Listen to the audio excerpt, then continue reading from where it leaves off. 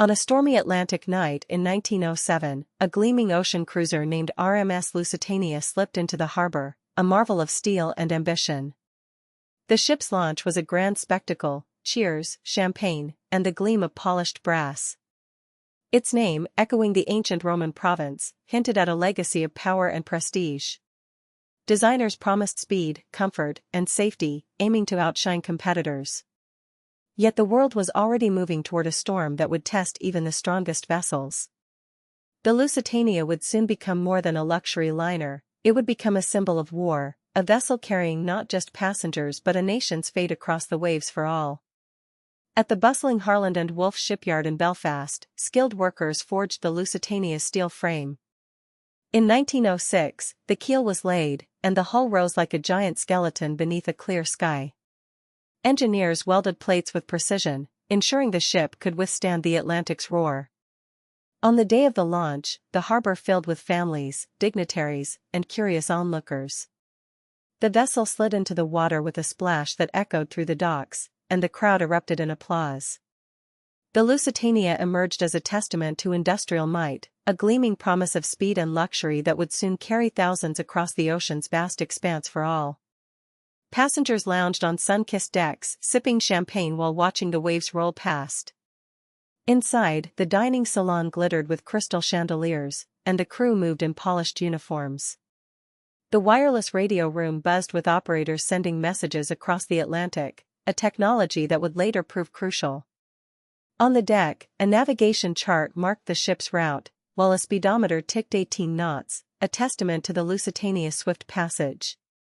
Cargo barrels stacked in the hold whispered of goods destined for distant shores.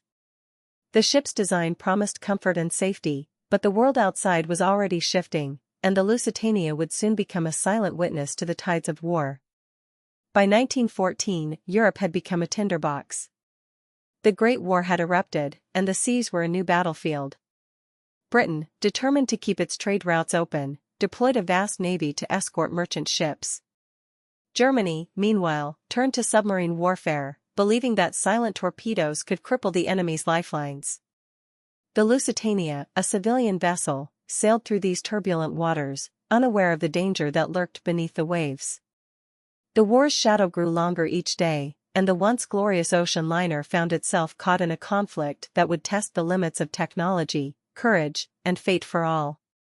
The tragedy sparked worldwide mourning, reminding us of the fragility of life today. Lusitania departed Liverpool Harbor on May 1, 1915, bound for New York. The crew prepared engines, checked systems, and briefed passengers. Families gathered on the deck, sharing stories and laughter, unaware of looming danger. The ship's wireless radio transmitted cheerful updates to the mainland, while the crew monitored the horizon for any sign of trouble.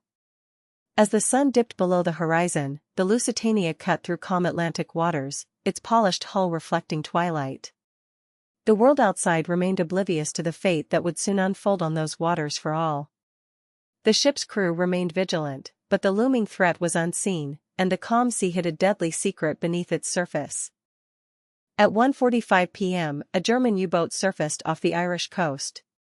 The submarine's crew, trained in silent warfare, aimed their torpedo at the Lusitania's starboard side.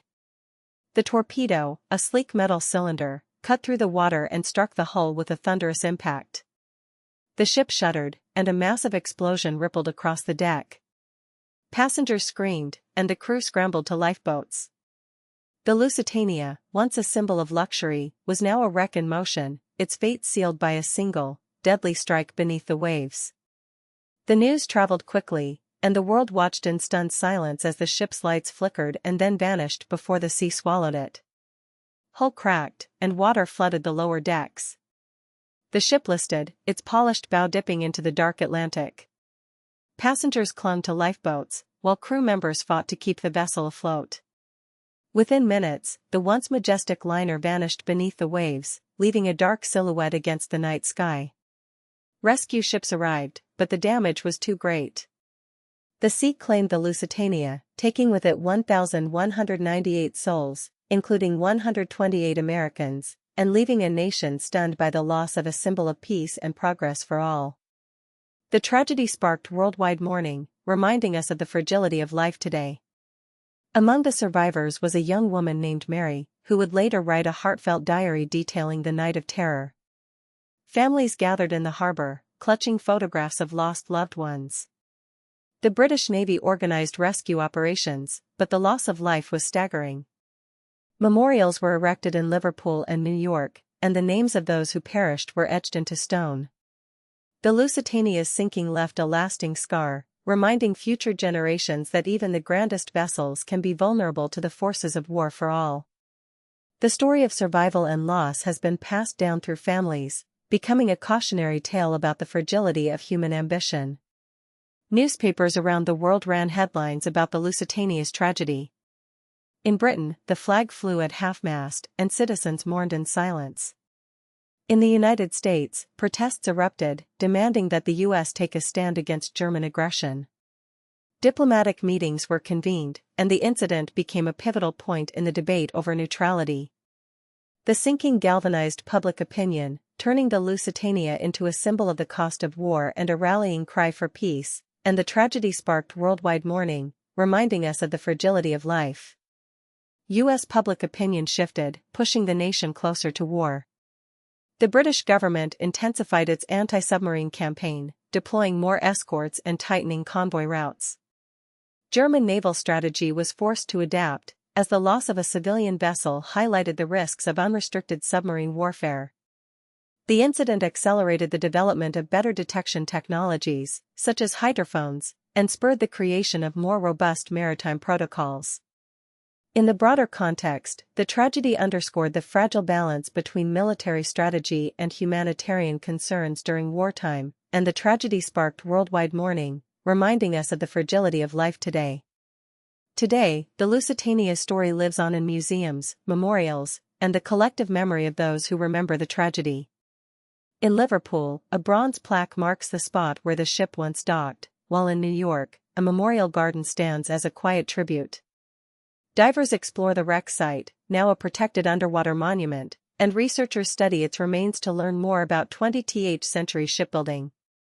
The Lusitania has become a cautionary tale, reminding us that progress and peace can be fragile, and that the seas hold both wonder and danger. Its legacy endures, urging us to honor those lost and to strive for a world where such tragedies are stories of the past. From the gleaming decks of the Lusitania to the silent depths where it now rests, its story reminds us that history is alive in the waves. The tragedy that shook nations continues to echo in our collective memory, urging us to remember the cost of conflict and the value of peace. As we close this chapter, let us honor those who sailed, those who survived, and those who were lost to the sea. If you enjoyed this story, subscribe for more real mysteries and discoveries.